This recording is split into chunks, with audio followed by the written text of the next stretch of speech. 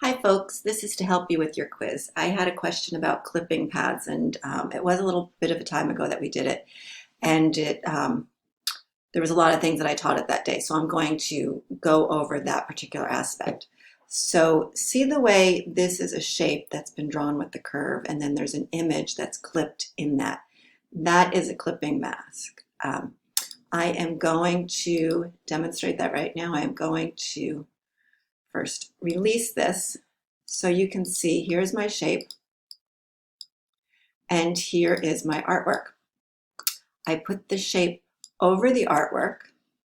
I select by holding down the shift key the artwork and the shape, so it's hard to see because they're both green, but there's a highlight here and you can see the X over that artwork. So both are selected, and then I go under Object, Clipping Mask, Make, and then it puts it right in that shape. And to release it, you go to Clipping Mask, Release. Okay, so I'm just going to go in and change the color of this layer. Click, and make it orange just so you can see a little better. And I will zoom in. Now, once I release it, you don't see that clipping mask that I had made because the clipping mask actually becomes no outline to it. So I just dragged over it so you can see where that is, so that this is my clipping mask, but you don't see it. So if I ride over it and I give it an outline color, that's something like red, whoops, outline color.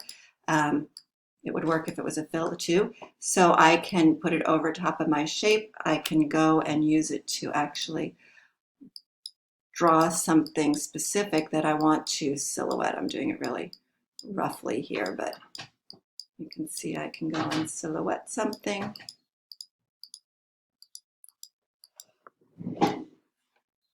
Right, and then you can click to select both, or you can drag over, select both, go to Clipping Mask, Make, and there you go, or Clipping Mask, Release.